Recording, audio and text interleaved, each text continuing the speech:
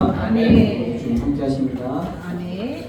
오늘 예배를 받으십니다. 아멘. 함께 찬양 드리겠습니다. 오늘 제가 주님 앞에 왔습니다. 주목하여 주옵소서, 하나님을 여시고 축복하여 주옵소서 가지고 임재 찬양 드리겠습니다.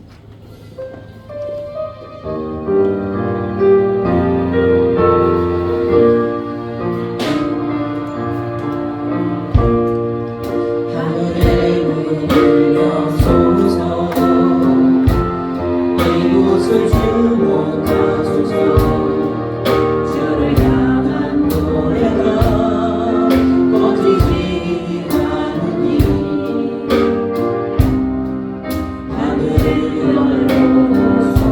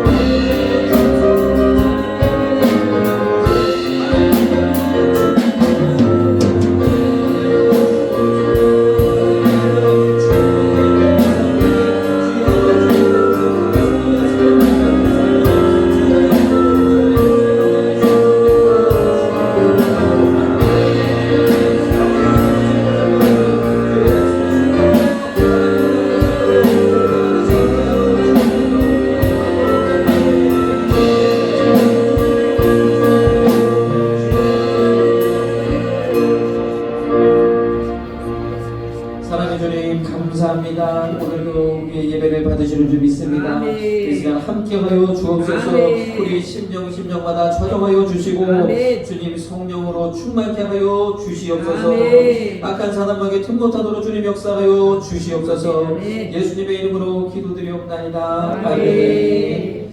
할렐루야. 아멘.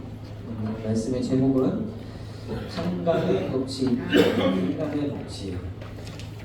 한감의 법칙은 우리가 오늘 본문 말씀도 읽었지만 1만 달란트 빚진 자와 같이 우리가 죄악 가운데 있었는데 예수 그리스도의 은혜로 우리를 구원하셔서 그 크신 사랑을 우리가 힘입었으니 우리 삶 가운데서도 서로 사랑하고 용서하라. 그래서 너희가 탕감 받았으니까 너희도 가서 탕감하라. 우리가 탕감의 법칙을 잘 알고 있죠. 또 하나님께서 우리를 내 이웃에 대하여 우리가 용서한 것 같이 하나님도 우리의 죄를 사하여 달라고 우리가 주기도문에서도 기도하는데 그런 마음을 가지고 내가 이 땅 가운데서 하나님의 나라를 위해서 또 주님의 교회를 세우는 그 일들을 감당하면 하나님께서 세상 가운데 우리의 모든 짐을 탕감해 주신다. 이것이 또 탕감의 법칙이지 않습니까? 그래서 내가 용서하시면 하나님도 우리를 용서하신다고 하셨어요. 그렇기 때문에 내가 우리 이 삶 가운데 이것을 확대해 보면 우리 삶 가운데 내가 주님의 나라를 위하여 충성하면 하나님께서 세상 근심, 세상 환난, 세상 어려움을 면제해 주신다. 그래서 탕감의 법칙이 좀 있습니다. 우리 가운데 이런 탕감의 은혜가 있어야 되는데 참 그렇게 하지 못하는 그런 부분들이 있습니다. 그런데 오늘은 이 탕감의 법칙을 조금 더 새로운 각도로 좀 살펴보기를 원합니다. 먼저 최근에 뉴스에 많이 보도되는 사건이 하나 있었죠. 뭐냐면 의대 정원을 확대하는 이 일이 많이 이제 이슈가 되어졌습니다. 근데 참 여론조사를 보니까 국민들은 한 80%가 찬성하는데 의사들은 딱 정확하게 80%가 반대하고 그래서 야, 왜 이런 일이 일어날까? 그렇죠? 왜냐하면 의대 정원을 지금까지 확대하지 않고 잘 지켜왔던 이유는 이것을 우리가 이제 함부로 그 의사에 대한 어떤 존중의 차원도 있죠. 의사라는 직업은 생명을 다루기 때문에 우리가 전통적으로 참 그 의사에 대한 그 마음이 존경심이 있고 또 존중하는 마음이 있고 그래서 국가적으로도 의사들에게는 절대 권력을 주셨어요. 의사들은 책임도 사실 없고요. 의사가 이렇게 하라 처방한 거에 대해서는 절대적인 그런 권한을 갖도록 모든 것을 다 열어주었죠. 뿐만 아니라 경제적인 것도 굉장히 많이 이제 누릴 수 있도록 그렇게 되어졌어요. 그래서 최근에 알게 된 거지만 이런 이제 사태를 보면서 알게 된 거지만 의사분들이 우리나라의 평균 연봉보다 전 이제 사장들도 있고 회장들도 있고 좀 많이 보시는 분들도 있고 좀 덜 보시는 분들도 있지만 이 평균 그 연봉보다 무려 7배에서 9배가 많다는 거 엄청나게 많이 받으시죠. 의사들의 평균 연봉이거든요. 평균에서 참 그러면 유럽이나 OECD 국가들은 어떤가? 평균 2배에서 3배. 우리나라 굉장히 많이 받고 있다는 거죠. 의사 수는 그 절반도 OECD의 절반도 안 되는 그런 숫자이고 그래서 의사 수를 늘려준다고 계속 정부는 이야기하고 있죠. 그 다음에 의사가 감당하는 환자의 수는 세계에서 1위는 일본이고 우리나라는 2위. 그래서 의사가 감당하는 병상의 수가 우리나라는 절대적으로 많은 상황이 있다는 거예요. 그래서 이렇게 참 왜 의사들에게 이렇게 우리가 급진이 되죠. 그렇게 하다 보니까 저 때만 해도 대학을 이렇게 진학하는 그 대학생들을 보면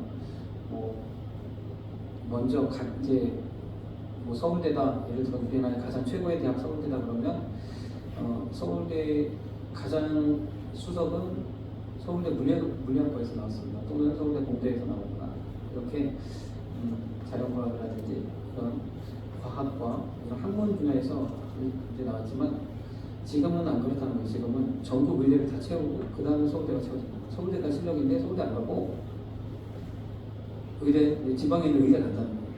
그래서 전국 의대를 다 채우고 그 다음부터 소부대가 채워지니 이제 우리나라 앞으로 과학 기술 발전에 있어서도 문제가 클 수 있다. 그만큼 이제 사람들이 다 의대에 몰려 있으니까 이제 문제가 되는 거죠.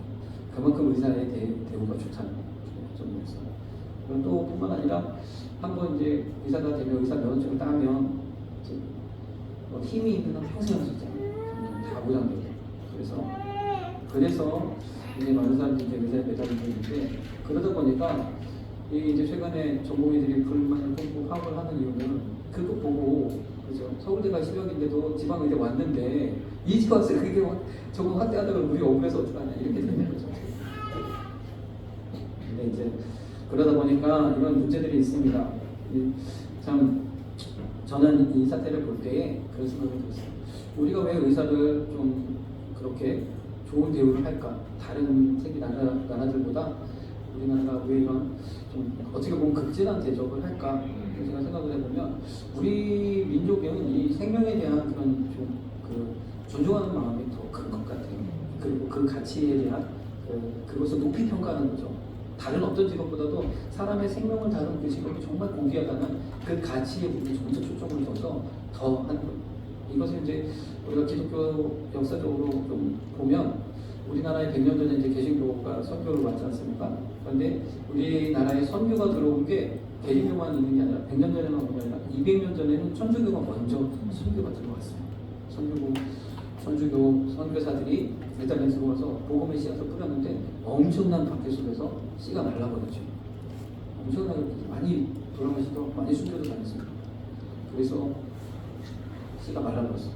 그런데 그리고 100년 후에 다시 이제 개신교 선교사들이 미국과 캐나다와 또 이런 개신교 선교사들이 대한민국에 들어왔을 때는 복음이 씨를 내리기 시작했고 이 땅 가운데 교회가 세워지고 엄청난 복음의 붐이 일어났고 더하여서 이 나라도 발전하고 복음이 올라오는 거예요. 왜 그랬는가? 근데 이 땅에 오신 선교사님들이 다 어떤 직업을 가지고 오셨냐? 의사 문을 가지고 오셨어요. 중국 선교가 한참 진행될 때 이 소식이 미국 선교회에 전해졌어요. 중국 병방에 조선이라는 나라가 있는데 야, 이 나라는 정말 특이한 나라야. 시간이 정지한 나라야. 이렇게 이야기를 했다는 거예요. 선교사님들이 와서 보니까 사람들이 하얀 옷을 입고 머리에 이상한 갖다 걸 쓰고 다니는데 이 나라의 바퀴를 볼 수가 없다는 거예요. 막 여자들은 다 머리에 짐을 이고 다니고 남자들은 소달구지 또는 지게에다가 짐을 지고 바퀴가 없는 나라. 이런 나라가 있다. 여기 선교가 시급하다. 그래서 우리나라에 이제 선교사들을 보내왔고 이런 상황들을 잘 알기 때문에 우리는 의료 선교사들이 먼저 들어왔던 거죠. 들어와서 병원을 세우고 학교를 세우고 또 교회를 세우고. 그런데 우리나라가 이 생명에 대한 존중이 크다 보니까 그전에는 서양에 대한 그 반감, 서양 귀신이라고 하고 외국 선교사들을 굉장히 어려워했잖아요. 근데 200년 전이든 100년 전이든 똑같았어요.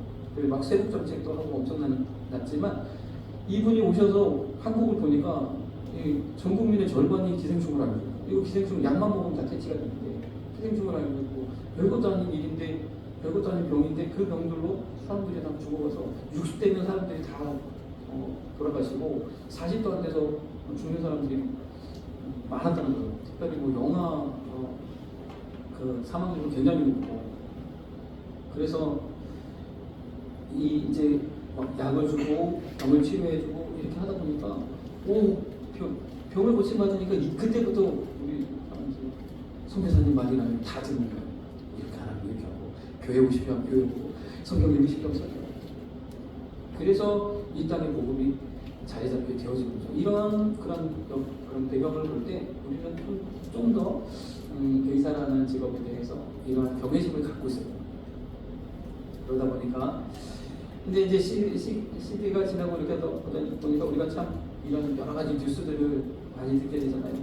뭐 의료가 붕괴의 위험에 있다. 필수 의료가 지금 그래서 의사가 부족한 게 아니라 필수 의료 이제 수술 받아야지만 살 수 있는 뭐 심장이라든지 뇌라든지 여러 가지 이런 중요한 꼭 있어야 될 그런 의사들이 없어가지고 이제는 막 수술 받기 위해서 앰뷸런스 타고 오다가 사망하시고 이런 일들이 발생한다는 거야 앞으로.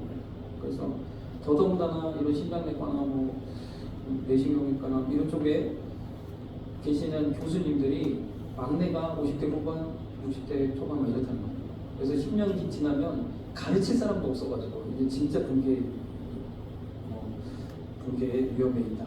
막 이런 얘기를 하는 거예요. 왜 그러냐? 지금 의사가 되신 분들이 많은 분들이 이제 돈이 더 되는 힘들고 어려운 그쪽에 돈이 안 돼서 힘들고 어려운 일들을 기피해갖고 편하고 쉬우면서 돈이 되는 성형외과나 이쪽으로 많이 빠지고 또 전공의들이 대부분 결국에는 자기 병원을 개업해서 그냥 편안하게 어려운 말 안 하고 수술한 말 안 하고 그렇게 이제 한다는 거죠. 그러다 보니까 의사들은 부족한 게 아닌데 그렇다는 거예요. 그래서 계속적으로 문제들이 많은 거죠. 그래서 정부가 이제 칼을 뽑았죠. 의사 정원을 확대하겠다.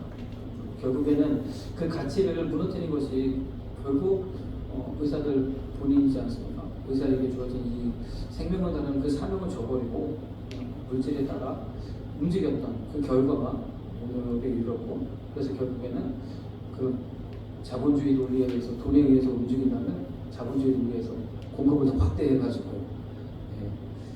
그렇게 하겠다.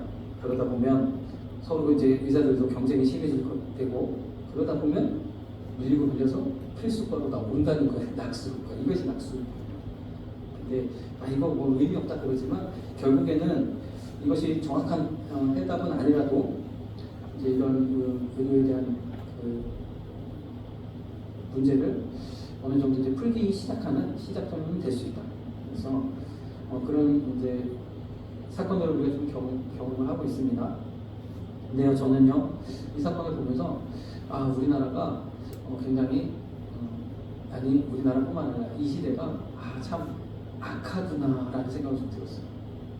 뭐 의사도 나름대로 할 말이 있고 그래서 파업도 하고 하는 건데 또 그렇게까지 악하다라고까지 표현할 수 있나 이렇게 생각이 들지만 여러분들은 어떻게 생각합니까? 지금이 과거보다 어떻게 좀 더 악합니까? 아니면 좀 덜합니까? 우리가 전반적으로 볼 때 교통법도 예전보다 잘 지키고 옛날에는 거리에 쓰레기도 많고 개똥도 많고 그랬는데 지금은 깨끗하잖아요. 잘 안 버리고 그러니까 국민들의 이런 국민의식이 성장했고 선진국에 합당한 그런 모습들을 우리가 가지고 있죠. 어디든지 항상 깨끗하고 건강하고 남에게 피해 안 주고 이런 우리들의 모습들을 볼 때는 전반적으로 좀 악함이 사라진 것 같은 그런 느낌이 들어요.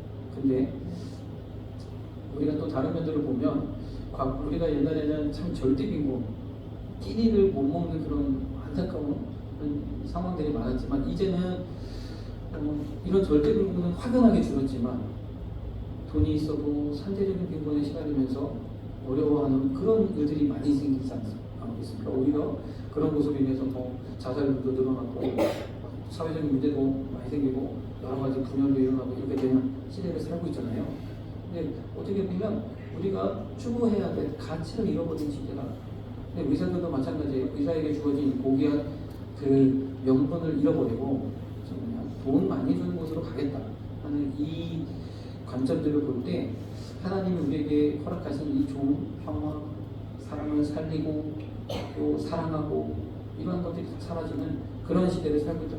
그래서 지금 이 시대는 그 어느 때보다 참 악하다라는 겁니다. 여기 아래에 말씀 디모데후서 3장 1절에도 말씀이 보통하는 때가 이른다고 그러셨는데 그렇다는 거예요. 이게 왜 그렇게 되는가? 문제는 디모데후서 6장 10절에서 이야기하는 것처럼 돈을 사랑하기 때문에 돈을 사랑하여 가다 보니까 이 사회가 이렇게 되어졌다는 거예요. 그러면 표면적으로는 괜찮은 것 같은데 겉으로 보기에는 우리가 선진국답고 모든 것이 괜찮은 것 같은데 속을 들여다보면 그렇죠? 우리가 어느덧 이 물질 만능주의에 물들어서 모든 것을 그냥 이런 것으로 이러한 것을 돈으로 환산해버리고 하나님 우리에게 주신 이 거룩한 가치들을 잃어버리는 그런 시대. 근데 우리는 이런 시대에서 하나님이 주신 이 고귀한 가치, 내 이웃을 내 몸을 같이 사랑하는 그 마음을 가지고 그래서 교회들 의료 선교사도 보내고 또 의료 선교사를 자원하고 또 힘을 모아서 그러한 선교사들을 보내고 하지 않습니까? 그러한 일들을 또 감당하는 우리 교회 되기를 소망합니다. 아멘. 이 다음 구절을 보니까 이것을 사모하는 자들이 그랬어요. 돈을 사랑하면 이만하게 뿌리가 되는 게 왜 그러느냐? 이 돈을 사모하는 그 마음 때문에 미혹을 받는다는 거죠. 그 욕심에 끌려서. 그래서 이 결국에는 우리가 지금의 이런 문제들을 겪고 있다는 거예요. 아까 우리가 보았던 것처럼 디모데후서 3장 1절에서 2절에 있는 것처럼 말세에 고통하는 때가 이른다 그랬는데 그 상황들을 보면 사람들은 자기를 사랑하며 돈을 사랑하며 자유하며 교만하며 패망하며 부모를 거역하며 감사치 않으며 거룩하지 않으며 참 가면 갈수록 이러한 부분들이 더 확대되는 것을 느낄 수가 있어요. 분명히 절대적인 기분은 줄어들었지만 우리 안에 이러한 우리 마음을 씁쓸하게 하는 사건들이 참 많아졌죠. 또 우리가 3절 4절도 우리가 보면 무정하며 원통함을 풀지 아니하며 참소하며 절제하지 못하며 사나우며 선한 것을 좋아 아니하며 배반하며 조급하고 자고하며 쾌락 사랑하기를 하나님 사랑하는 것보다 더하며. 그렇죠. 이렇게 되어 있습니다. 갈라디아서 1장 10절에 사도 바울이 이렇게 내가 사람들을 좋게 하자 아니면 하나님을 좋게 하자. 사람을 좋게 하면 하나님의 종이 아니다라고 아주 결연하게 단호하게 이야기하고 있습니다. 이건 무엇과 같아요? 지금 보면 우리가 사람을 이 의사들을 예로 들면 이것은 그분들의 잘못만은 아니겠지만 의사들을 예로 들면 사람의 생명을 살리는 그 고귀한 가치를 내버리고 돈을 따라가는 그런 상황. 하나님을 좋게 하냐 사람을 좋게 하냐 이것과 상통하는 겁니다. 그래서 이 시대는요, 그렇게 하나님 편에서 바라보면 정말 더 아까 예전에는 하나님에 대한 것, 하나님을 섬기는 것, 어떻게 하나님을 기쁘시게 하고 어떤 것이 믿음인지, 어떤 것이 하나님의 기뻐하시는 일인지 이것이 좀 분명했어요. 분별하기가 쉬웠다는 거예요. 교회 나오고 예배드리고 찬양하고 열심히 하고 분별하기가 쉬웠는데 왜냐면 이것이 워낙 대비되니까 하나님 믿지 않는 것과 믿는 것과 믿는 자의 삶과 믿지 않는 사람의 삶이 대비가 됩니다. 대신에 핍박이 많았죠. 근데 지금은 핍박이 없어지지만 이것을 구분하는 게 너무 힘들어요. 분별하는 게 어려워요. 그래서 지금의 시대에는 우리가 더 근신하고 정신을 바짝 차리고 또 하나님 앞에 나아가야 되는 점이 있습니다. 그래서 오늘 본문 말씀처럼 이렇게 우리는요, 우리 모두가 1만 달란트 탕감받은 자입니다. 아멘. 동의하시죠? 아멘. 우리 마태복음 18장 26절 27절 보니까 1만 달란트 빚진 자가 있었어요. 1만 달란트가 어느 정도 되시는지 이제 환산하면 1만 달란트는 보통 집 한 채 값이라고 합니다. 집 한 채 값. 그러면 1만 달란트가 한 달란트가 집 한 채 값. 한 데나리온은 보통 우리 노동자의 하루 일당 환산을 하면 그러면 집값이 뭐 대전 기준으로 치면 3, 4억 될 테고 서울 기준으로 치면 10억 정도 됩니까? 그렇죠? 10억이라고 보십시오. 그러면 1만 달러 이거 얼마입니까? 엄청난 돈이죠. 1,000억도 아니고 조단이에요. 와, 엄청난 빚입니다.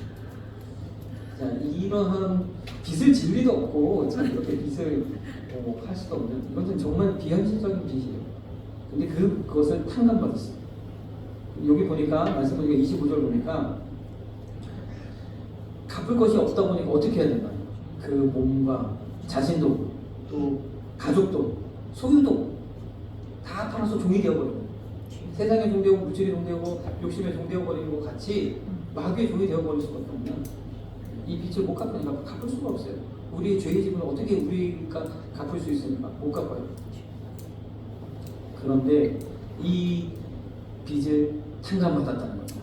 우리가 이 은혜를 누리고 있는 줄 믿습니다. 아까도 보았지만 에베소서에 있는 말씀처럼 에베소서 2장 1절에서 2절에 있는 말씀처럼 허물과 죄로 우리를 살리셨다. 죄 가운데서 우리를 살리셨다. 그 은혜가 너무 큰 은혜인 줄 믿습니다. 근데 아까 보셨죠? 1만 달란트 빚이 너무 커 비현실적이야. 탕감받았는데 실감이 안 가. 실감이 안 가. 이게 문제예요. 일반 달란트 탕감을 받았는데 일반 달란트라는 빚도 실감이 안 가고 탕감받은 은혜도 실감이 안 가. 우리도 우리 삶 가운데 하나님께서 이런 구원의 은혜를 베푸셨는데 실감이 안 가는 게 문제죠. 그것을 더 내가 실감하면 실감할수록 그 은혜가 더 크게 될 줄 믿습니다. 네. 여기서도 2절 말씀에도 이 세상 풍속을 쫓고 공중권세를 잡은 자를 따랐다 그랬어요. 이 세상 풍속을 쫓아서 내가 내 마음대로 내 뜻대로 내가 원하는 대로 내가 바라는 대로 살았는데 이게 왜 풍속을 쫓는 공중권세를 잡은 자를 따르는 거예요? 왜 이것이 마귀를 따라가는 것입니까? 우리가 내 마음대로 살았더니 결과가 어떻게 됐어요? 의사라 할지라도 돈 많이 주면 거기로 가는 거예요. 내 마음대로 사니까 이렇게 됩니다. 결국에는 마귀에 잡혀서 결국에는 사망으로 달려가는 거예요. 우리가 열심히 믿지 않는 사람들을 이야기하는 거예요. 열심히 살아가는데 우리의 삶의 목적이 여러 가지 있겠지요. 뭐 돈도 벌고 또 행복하고 많은 것들 이뤘어도 뭐예요? 결국에는 죽잖아요. 결국에 죽음을 향해 달려가는 거예요. 마찬가지로요. 우리가 그랬었다는 거죠. 그러나 이제는 우리를 생명으로 영생으로 살리셨는 줄 믿습니다. 아멘. 이 영원한 이 형벌 가운데서 우리를 건지셨단 말이에요. 이 은혜를 우리가 실감해야 됩니다. 그것이 하나님의 큰 사랑이다. 아멘. 에베소서 2장 4절 5절.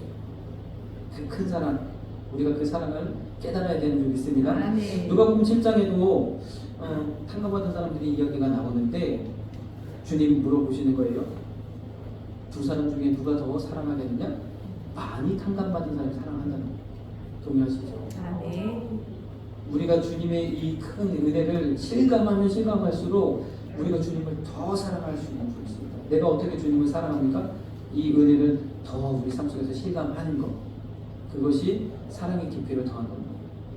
주님이 우리에게 물어보는 성범아 너 나 사랑하느냐?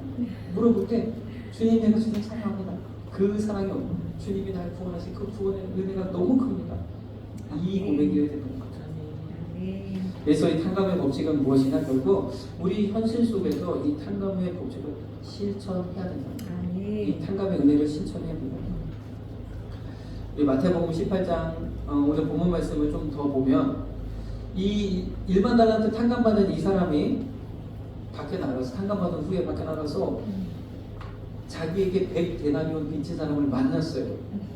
근데 100데나리온이 얼마냐? 아까도 말씀드렸잖아요. 한 데나리온은 노동자의 하루 일당이니까 한 10만 원, 요즘에 10만 원 좀 넘어갈 텐데 10만 원이라고 치고 100데나리온이면 한 1,000만 원, 1,000만 원 좀 이상 되는 큰 돈이죠.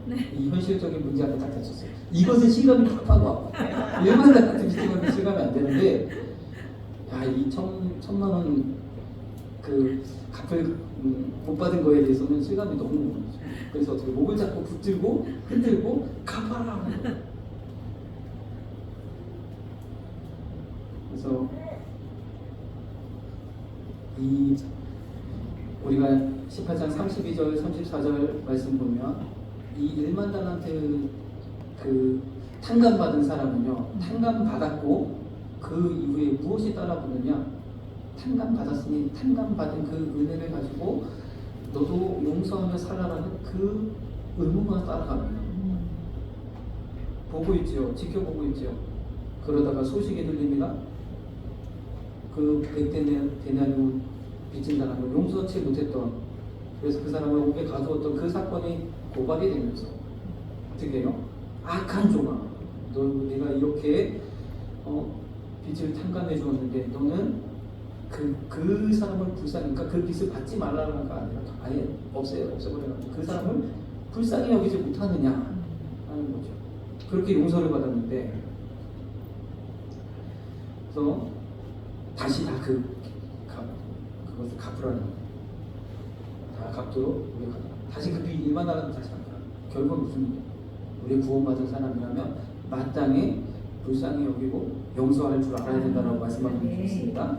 오늘 이 본문 말씀의 그 최종적인 결론은 이렇게 말씀하고 있어요. 35절에 너희가 같이 한번 읽어보겠습니다. 너희가 각각 중심으로 형제를 용서하지 아니하면 내 천부께서도 너희에게 이와 같이 하시리라. 우리가 표면적으로는 용서하라는 말씀이에요. 너희가 용서받았으니까 너희도 용서하라. 이게 탕감의 원리죠. 탕감의 원리인데 오늘 제가 말씀드리고 싶은 것은 우리가 이 큰 은혜를 깨달아서 그 은혜를 가지고 세상 가운데 현실 속에서도 그 은혜를 실천하는, 그 은혜를 용서뿐만 아니라 모든 면에 있어서 그 은혜를 실천하는 저와 여러분들이 되어야 될 수 있습니다. 아멘. 그래서 마태복음 5장 16절에 있는 말씀처럼 너희 빛을 사람 앞에 비추려 하여 우리의 착한 행실로, 왜 우리가 착하게, 우리가 그리스도인이고 하나님을 거룩하니 우리도 거룩해야 되고 죄를 멀리해야 되고 하나님을 기뻐하지 않는, 그렇게 해야 되는 게 당연하지만 어떻게 하라고요? 우리가 이 하나님이 우리를 구원하신 그 구원의 은혜가 너무 크니까 그 은혜를 통해서 현실 속에서 남을 용서하고 사랑하고 선을 행하고 이렇게 하라라고 말씀하고 있는 줄 믿습니다. 아멘. 의무감에 사는 게 아니라 감사한 마음. 그래서 이 오늘 우리가 보고자 하는 이 탕감의 법칙은요, 이 하나님이 주신 이 은혜로 현실을 뛰어넘으라는 거예요. 현실 속에 다가오는 이 1,000만 원 빚이 너무 크게 보여서 거기에 매달리지 말고 이 현실을 뛰어넘어서 하나님의 영광으로 나아가시는 저와 여러분들에게 간절히 소망합니다. 네, 의사를 예를 들어보면 그렇죠. 의사로서의 지금 비록 이 돈이 되든 않든 힘이 들든 내게 주신 이 본분을 믿음 안에서 주님 안에서 이것을 온전히 이루는 그런 삶을 살라. 이 하나님의 이 1만 달란트의 빚을 어마어마하게 크잖아요. 비현실적인 빚이에요. 우리가 현실에서 당하는 이런 문제들은 굉장히 현실적이고 또 그 1만 달란트 빚에 비하면 정말 아무것도 아니죠. 우리가 삶 속에서 우리에게 다가오는 여러 가지 어려움도 있고 여러 가지 것들이 있을 수 있지만 특별히 물질에 있어서 여러 가지 우리가 손해를 볼 수도 있고 하지만 그것에 연연하지 마시고 하나님의 뜻을 이루시는 저와 여러분들에게 간절히 소망합니다. 아멘. 제가 오늘 말씀드리고 싶은 것은 이거예요. 탕감. 주님이 우리에게 탕감하셨으니 내게 맡겨진 일이 비록 작을지라도 그 일에 충성하는 저와 여러분들에게 간절히 소망합니다. 아멘. 마태복음 25장 21절에도 달란트 비유를 말씀하시면서 작은 일에 충성하였으니 많은 것으로 받기겠다. 이게 주님의 원리. 내게 맡겨진 일, 그 일을 잘 감당하면 더 큰 것으로 채워주십니다. 누가복음 16장 10절 11절에도 작은 것에 충성된 자는 큰 것에도 충성된 것이죠. 맡겨진 작은 일을 잘 감당하면 더 큰 일도 능히 감당할 것이고 또 10절에 있는 것처럼 11절에는요 불의한 재물에 충성치 아니하는 것입니다. 불의한 재물. 그래서 내가 이 땅 가운데서 사업을 하셔야 되고 사업, 그리고 직장 가운데서는 직장, 가정 가운데서 가정, 내게 맡겨진 교회 안에서는 교회 안에서 주어진 직분들을 잘 감당하면 하나님께서 은혜를 베푸시는 줄 믿습니다. 네, 우리에게 주신 그 구원의 은혜를 가지고 이것을 감당하는 거예요. 누가복음 이 16장의 말씀에는 그 청지기가 결국 자기 직업을 잃어버리게 된 상황에서 그 주인의 빚진 사람들 다 불러줘가지고 자기가 그냥 탕감해버렸잖아요. 기름 100마진 사람은 50으로 탕감해주고 밀 100석인 사람은 80으로 탕감해주고 우리 현실 속에서 이러한 너그러운 마음을 가지시고 살아가시는 저와 여러분들에게 간절히 소망합니다. 그래서 그걸 그냥 무조건 다 용서해 주라는 게 아니에요. 하나님이 우리의 죄를 사하신 그 은혜는 그 은혜에 비하면 아무것도 아닌 문제라는 거예요. 우리 현실 속에 있는 문제들. 그렇기 때문에 그 문제에 너무 우리가 집중해서 마치 100데나리온 빚진 자를 붙들고 목을 붙잡고 흔드는 것처럼 그 현실의 문제에 너무 매달리지 말고 하나님이 우리에게 주신 더 큰 은혜와 비전을 바라보며 나아가시는 저와 여러분들에게 간절히 소망합니다. 그래서 은혜로 현실을 뛰어넘어 우리도 전설 7장 17절 18절에 있는 것처럼 각 사람을 부르신 그대로 행하라. 우리에게 주신 그 자리에서 내게 맡겨진 그 일에서 하나님의 영광을 보시는 저와 여러분들에게 소망합니다. 한 가지 더 하여서 말씀을 드리면 우리가 이 1만 달란트 빚진 그것을 탕감받은 것처럼 그 은혜가 우리 삶 속에 내게 맡겨진 이 작은 일에 충성하면 그 안에서 그 은혜를 우리가 실감해야 된다. 그 안에서 어려움도 있고 용서해야 될 일들도 있고 손해볼 일들도 있고 여러 가지 상황들이 있을 때 그 안에서 이 탕감의 은혜를 실감하시는 저와 여러분들이 되야 됩니다. 좀 더 쉽게 말하면 주님이 우리를 위해서 십자가를 지셨잖아요. 우리 죄를 담당하시고 우리를 구원하시기 위해서 십자가에서 모진 고난을 당하시고 못 박혀 돌아가시기까지 그 은혜를 우리에게 베푸셨어요. 우리도요, 우리 삶의 현장에서 내게 주어진 그 모든 일 가운데서 주님의 십자가의 죽으심과 또 부활의 능력을 경험해야 합니다. 내게 맡겨진 그 자리에서 참고 인내하고 또 정말 낮아지고 그러한 것도 경험해야 될 뿐만 아니라 그 안에서 하나님의 영광스러운 부활의 그런 기쁨 가운데도 우리가 경험해야 될 줄로 믿습니다. 그 모든 일을 통해서 하나님이여 나를 더 크게 성장시키시고 더 큰 일도 감당케 하시는 놀라운 은혜가 있는 줄 믿습니다. 우리 하나님의 부르심 찬양 드리도록 하겠습니다.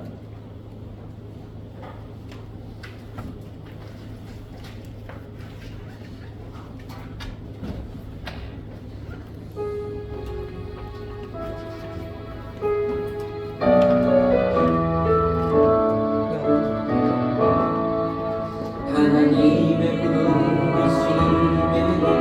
후회하시니